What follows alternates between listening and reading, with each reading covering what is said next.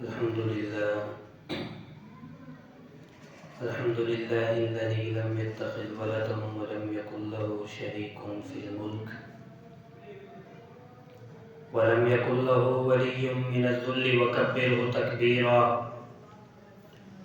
سبحانه وتعالى عما يقولون علوا كبيرا ونشهد أن لا إله إلا الله وحده لا شريك له ونشهد أن سيدنا ومولانا محمدا عبده ورسوله أما بعد فأعوذ بالله من الشيطان الرجيم بسم الله الرحمن الرحيم محمد رسول الله والذين معه أشداء على الكفار رحماء بينهم تراهم ركعا سجدا يبتغون فضلا من الله ورضوانا وقال تعالى في مقام آخر وما لكم لا تقاتلون في سبيل الله والمستضعفين من الرجال والنساء والولدان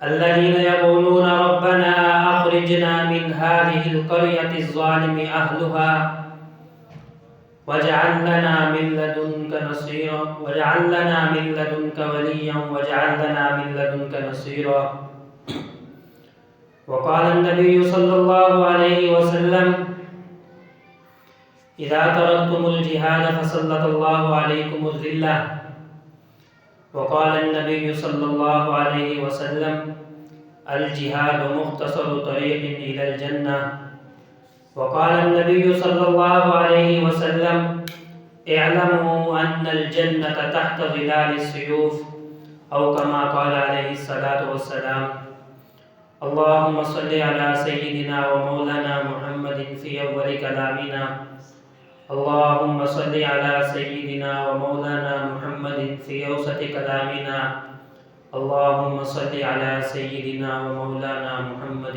في آخر كلامنا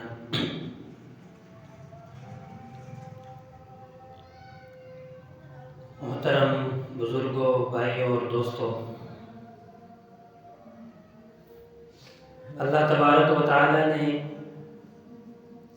ہمیں جو کلمہ عطا کیا ہے لا الہ الا اللہ محمد رسول اللہ، یہ کلمہ اللہ تعالیٰ کی وحدانیت کا اقرار اور حضور اکرم صلی اللہ علیہ وسلم کی رسالت کا اقرار ہے۔ یہ کلمہ کلمہ توحید ہے۔ اس کلمے کے بغیر انسان مسلمان نہیں، اس کلمے کے بغیر ایمان مکمل نہیں، اس کلمے کے بغیر آخرت میں نجات نہیں۔ یہ کلمہ آخرت میں نجات کا ذریعہ ہے۔ یہ کلمہ جب انسان پڑھتا ہے تو دنیا کے اندر اس کو کامیابی ملے یا نہ ملے، دنیا کے اندر اس کو کوئی عزت دے یا نہ دے، لیکن اس کلمے کی قیمت جو آخرت کے اندر ہے، اس کلمے کا جو مقام آخرت کے اندر ہے، وہ کہیں اور نہیں۔ حدیث مبارکہ کا مفہوم ہے کہ قیامت کے دن ایک آدمی کا نامہ اعمال اس کے سامنے پیش کیا جائے گا، اس کے ساری زندگی کے گناہ اس کے سامنے لائے جائیں گے۔ اللہ تبارک و تعالی اس سے پوچھیں گے کہ یہ گناہ بھی تو نے کیا، وہ کہے گا ہاں، یہ گناہ بھی تو نے کیا، کہے گا ہاں، سارے گناہ اللہ تبارک و تعالی اس سے گنوائیں گے۔ اس کے بعد ایک کاغذ کا ٹکڑا منگوایا جائے گا اور گناہوں اور جو گناہوں والے جو رجسٹر ہوں گے اس کو ایک ترازو کے اندر رکھ دیا جائے گا، اور ایک جو کاغذ کا ٹکڑا ہے جس پر یہ کلمہ لکھا ہوا ہوگا اس کو دوسرے پلڑے کے اندر رکھ دیا جائے گا، اور یہ جو کاغذ والا ٹکڑا ہے، یہ جو کلمہ ہے، قیامت والے دن گناہوں والے پلڑے پر بھاری ہو جائے گا۔ اتنا وزنی کلمہ ہے، اور یہ کلمہ قیمتی بھی بہت ہے۔ اس کلمے کی خاطر صحابہ اکرام رضوان اللہ تعالی علیہم اجمعین کی جو قربانیوں کی داستان ہے،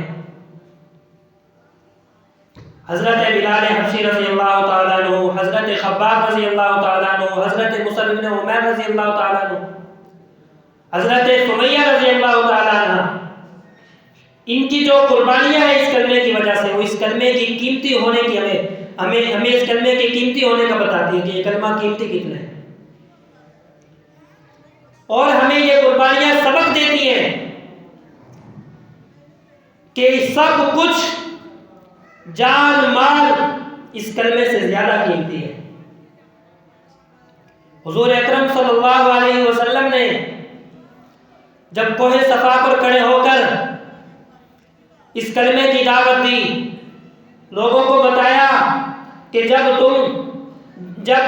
تم اپنے شرکیہ عقائد سے نہیں ہٹو گے، جب تک تم اپنے یہ باطل نظریات کو نہیں چھوڑو گے، جب تک تم ان گناہوں والی زندگی کو لات نہیں مارو گے، جب تک تم ان کفریہ عقائد کو نہیں چھوڑو گے، جب تک تم لا الہ الا اللہ نہیں پڑھو گے، تم کامیاب نہیں ہو سکتے۔ تو اس وقت سب سے پہلا پتھر جس شخص نے مارا تھا حضور اکرم صلی اللہ علیہ وسلم کا سگا چچا ابو لہب، اور کہا کہ اے محمد، کیا تو نے ہمیں اسی لیے جمع کیا تھا؟ میرے دوستو، یہ واقعات آپ سنتے رہتے ہیں، لیکن بات کرنے کا مقصد یہ ہے کہ ہم اس کلمے کی قیمتی ہونے کو سمجھیں کہ یہ کلمہ قیمتی کتنا ہے، یہ کلمہ وزنی کتنا ہے۔ اللہ تبارک و تعالی قیامت والے دن کوئی چیز بھی قبول نہیں کریں گے سوائے کلمے کے۔ یہ کافر لوگ کہیں گے کہ اللہ، ہم زمین سے لے کر آسمان تک آپ کو سونا دیتے ہیں، اتنا مال دیتے ہیں، لیکن اللہ تبارک و تعالیٰ فرمائیں گے کلمہ لاؤ، کلمے کے بغیر گزارا نہیں ہے۔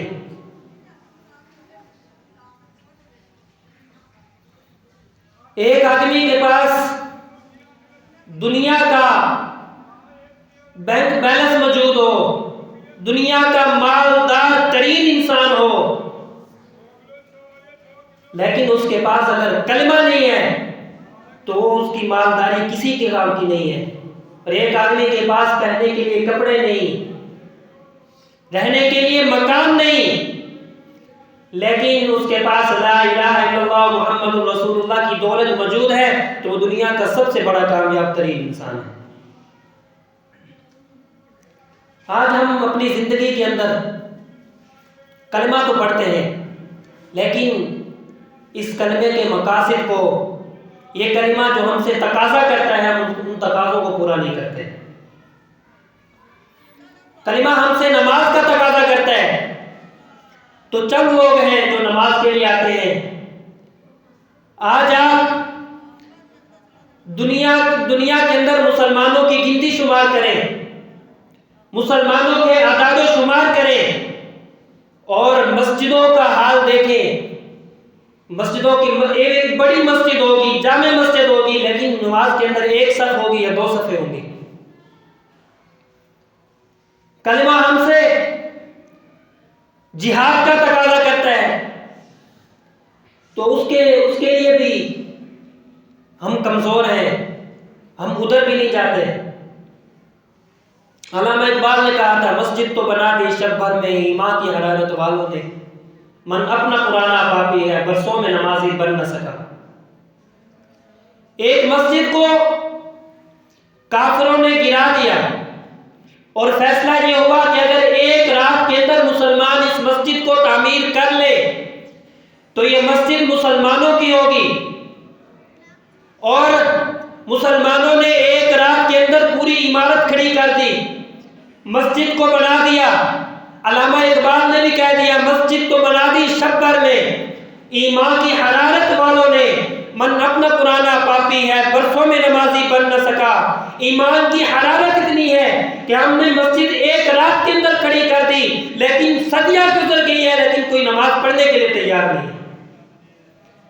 کوئی اس مسجد کو خوش کرنے کے لیے تیار نہیں ہے. کوئی اس مسجد میں اللہ کو راضی کرنے کے لیے تیار نہیں ہے. کیا یہ صرف عمارتیں کھڑا کرنے سے اللہ راضی ہو جائیں گے؟ حضور اکرم صلی اللہ علیہ وسلم تو ساری رات نماز پڑھا کرتے تھے. ساری رات اللہ کے سامنے گر گرایا کرتے تھے. ساری رات امتی کی صدائیں لگایا کرتے تھے. حضرت اما عائشہ نے پوچھا حضور آپ کو نوافل کا کیا فائدہ ہے؟ آپ کو اتنی عبادتوں کا کیا فائدہ ہے؟ تو حضور صلی اللہ علیہ وسلم نے فرمایا کہ ہم اللہ کا شکر گزار بندہ نہ بنو. آج ہم کہہ دیتے ہیں کہ ہم اس نبی کی امتی ہیں. اپنے نبی کو تو دیکھو. ہماری کیسی محبت ہے حضور اکرم صلی اللہ علیہ وسلم سے. ہمارا کیسا دعویٰ ہے حضور اکرم صلی اللہ علیہ وسلم سے محبت کا. حضور اکرم صلی اللہ علیہ وسلم نے فرمایا ہے لا یؤمن احدکم حتی اکون احب الیہ من والدہ وولدہ والناس اجمعین. اگر کوئی بندہ اس وقت تک مومن نہیں ہو سکتا جب تک وہ اپنی اولاد اور اپنے اموال سے زیادہ مجھ سے محبت نہیں کرتا. آج ہم کس لیول پہ کھڑے ہیں؟ کیا محبت رسول کا نام صرف یہی ہے کہ ہم صرف 12 ربیع الاول والے دن حضور اکرم صلی اللہ علیہ وسلم کا جشن منا لیں, حضور اکرم صلی اللہ علیہ وسلم کی پیدائش کی خوشی منا لیں, حضور اکرم صلی اللہ علیہ وسلم کے لیے جلوس نکال دیں, حضور اکرم صلی اللہ علیہ وسلم کی محبت میں نعرے لگا دیں؟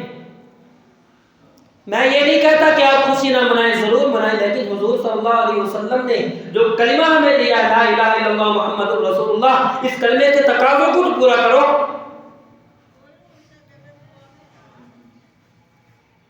حضور اکرم صلی اللہ علیہ وسلم ہمارے لیے ایک نمونہ کے طور پر اللہ تبارک و تعالیٰ نے ہمارے نبی کو بھیجا ہے. حضور اکرم صلی اللہ علیہ وسلم ہمارے لیے آئیڈیل ہے, لیکن آج ہم نے کن لوگوں کا آئیڈیل بنایا ہوا ہے؟ کیا ہمارا لباس حضور اکرم صلی اللہ علیہ وسلم کے لباس جیسا ہے؟ کیا ہمارا چال چلن حضور اکرم صلی اللہ علیہ وسلم کی اتباع میں ہے؟ کیا ہمارے تعلقات حضور اکرم صلی اللہ علیہ وسلم کی سیرت کی روشنی کے اندر ہیں؟ کیا ہماری نماز حضور اکرم صلی اللہ علیہ وسلم کی نماز جیسی ہے؟ کیا ہمارا چہرہ حضور اکرم صلی اللہ علیہ وسلم کے چہرے جیسا ہے؟ کیا ہم اپنی اولاد سے اس طرح محبت کرتے ہیں جس طرح حضور اکرم صلی اللہ علیہ وسلم نے اپنی اولاد سے محبت کرنا سکھایا؟ کیا ہم اپنی بیویوں کے ساتھ اس طرح سے پیش آتے ہیں جس طرح ہمارے نبی اپنی بیویوں کے ساتھ پیش آیا کرتے تھے؟ کیا ہم ہمارے دوستوں سے تعلقات ایسے ہیں کہ کیا جیسے ہمارے نبی کے اپنے یاروں سے تعلقات تھے؟ کیا ہمارا سونا ویسا ہے جیسا ہمارے نبی کا سونا تھا؟ کیا ہمارا اٹھنا ویسا ہے جیسے ہمارے نبی کا اٹھنا تھا؟ کیا ہمارا جاگنا ویسا ہے جیسے ہمارے نبی کا جاگنا تھا؟ آج اگر آپ اپنی زندگی کے اندر غور کریں, کوئی کام دکھا دیں جو میرے نبی جیسا ہو, جو آپ کا اور میرا حضور اکرم صلی اللہ علیہ وسلم کی اتباع کے اندر ہو, کوئی نظر نہیں آتا. ہماری کیسی محبت ہے حضور اکرم صلی اللہ علیہ وسلم سے؟ صحابہ اکرام نے تو اپنی جانیں قربان کر دی تھی. حضرت حنظلہ رضی اللہ تعالی عنہ, احد کا میدان ہے, شادی کی پہلی رات ہے, مدینہ کی گلیوں کے اندر حی علی الجہاد کی صدا لگ گئی. ابھی تک غسل نہیں کیا, کانوں میں آواز آئی کہ حضور اکرم صلی اللہ علیہ وسلم جہاد کے لیے بلا رہے ہیں, تو پہلی رات کی دلہن کو چھوڑ کر میدان جہاد کے اندر اپنی جان کو قربان کر دیا. تو میرے نبی نے فرمایا کہ میں نے اپنی آنکھوں سے دیکھا کہ حضرت حنظلہ رضی اللہ تعالیٰ عنہ کو فرشتے غسل دے رہے ہیں. ایسی محبت کرو حضور اکرم صلی اللہ علیہ وسلم سے.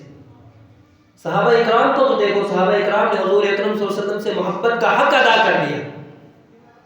ایسے تو نہیں اللہ تعالیٰ نے کہہ دیا فَإِنْ آمَنُوا بِمِثْلِ مَا آمَنْتُمْ بِهِ فَقَدِ اهْتَدَوْا, کہ اگر تم کسی کو اپنا ایمان کا معیار بنانا چاہتے ہو تو وہ صحابہ اکرام کو بنا لو۔ صحابہ کو دیکھو کہاں سے چلے اور کہاں صحابہ اکرام نے اپنی قبریں بنوا دی حضور اکرم صلی اللہ علیہ وسلم کی دعوت کو لے کر۔ کیا ہمارے اندر وہ درد ہے جو درد حضور اکرم صلی اللہ علیہ وسلم نے اپنے صحابہ کو دیا تھا اور صحابہ اکرام رضوان اللہ تعالی علیہم اجمعین نے اس درد کو سمجھ کر امت تک اس درد کو پہنچایا تھا؟ حضرت ابو ذر غفاری رضی اللہ تعالیٰ عنہ جنگل کے اندر فوت ہو رہے ہیں، کوئی جنازہ پڑھنے والا نہیں ہے۔ بہت دنوں کے بعد حضرت عبداللہ بن مسعود وہاں سے گزر رہے ہیں، ان کی بیوی کھڑی ہے کہ کوئی جنازہ پڑھانے والا آ جائے۔ فرمایا کہ حضرت ابو ذر غفاری رضی اللہ تعالیٰ عنہ کا انتقال ہو گیا ہے، انہوں نے وصیت کی ہے کہ کوئی جنازہ پڑھنے کے لیے آئے تو ان کی دعوت کر دینا۔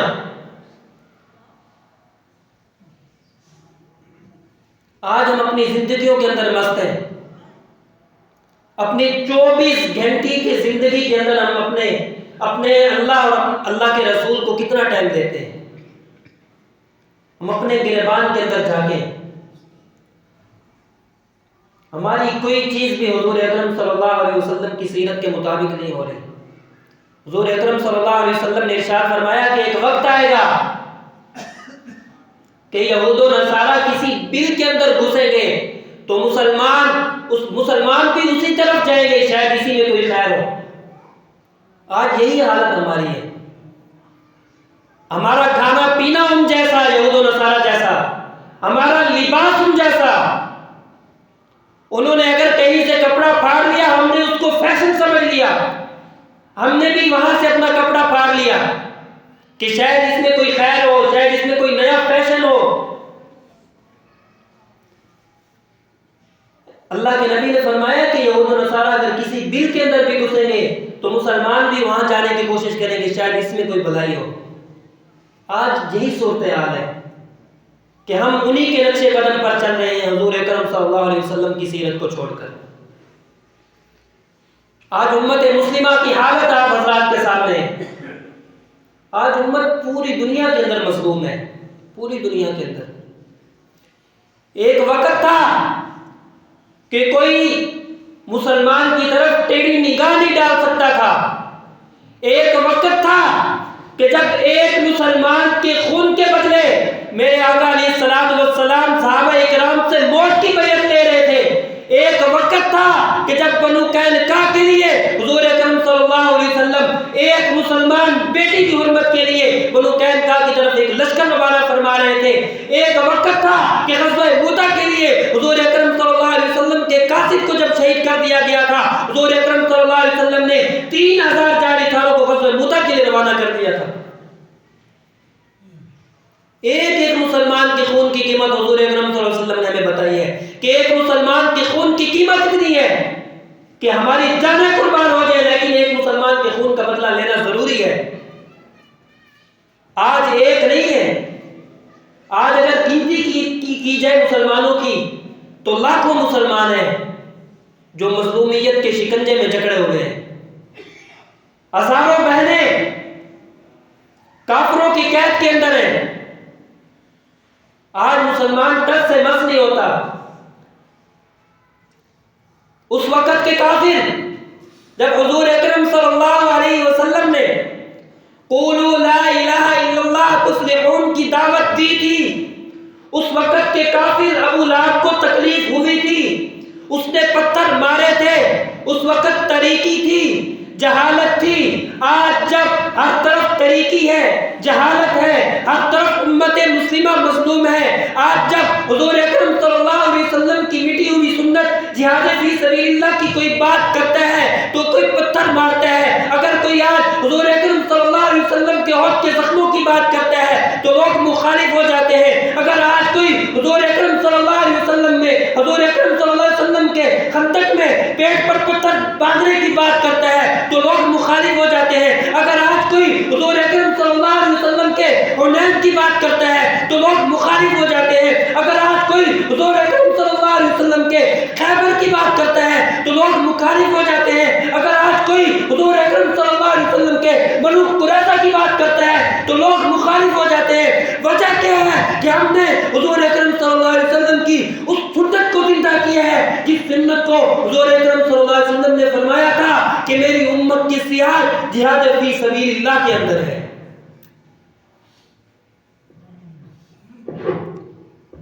یہ جہاد فی سبیل اللہ امت کی بلندی کا ذریعہ تھا، امت کے وقار کا ذریعہ تھا.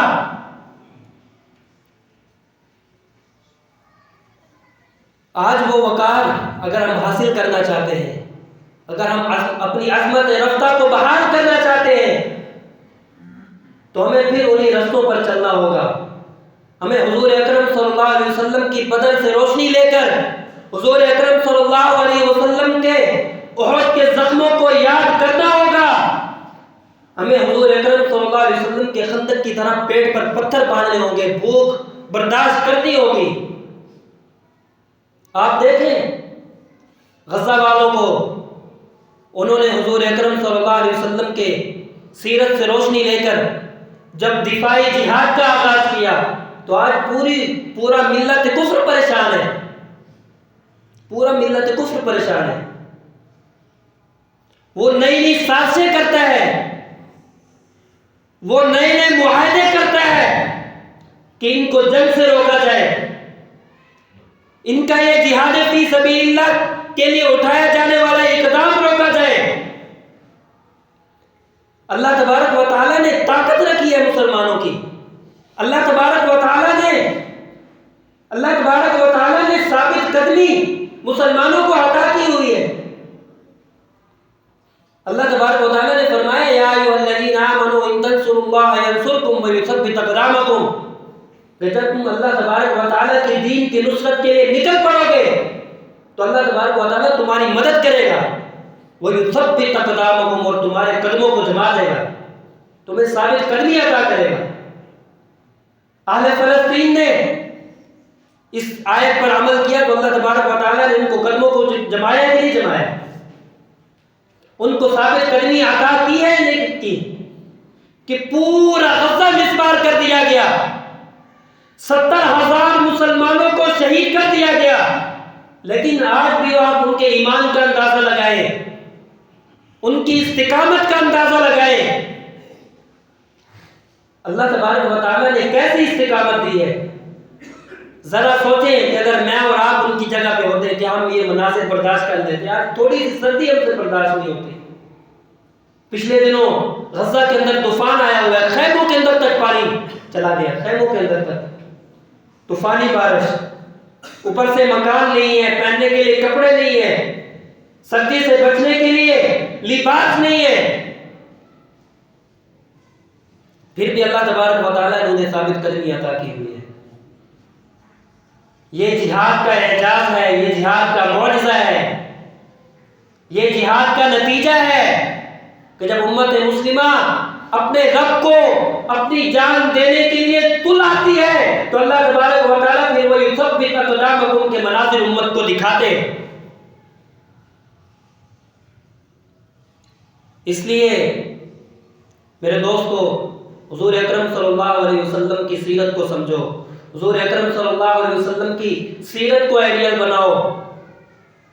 اگر آج امت مسلمہ حضور اکرم صلی اللہ علیہ وسلم کی سیرت کو سمجھ لے، حضور اکرم صلی اللہ علیہ وسلم کی فرامین کو سمجھ لے، قرآن کریم کے احکامات کو سمجھ لے تو امت مسلمہ اپنا کھویا ہوا وقار حاصل کر سکتی ہے. 2-3 سال پہلے ایک ویڈیو بہت مشہور ہوئی. ایک ہندو سے کسی نے پوچھا کہ یہ جو جہادی لوگ ہیں یہ کون ہے؟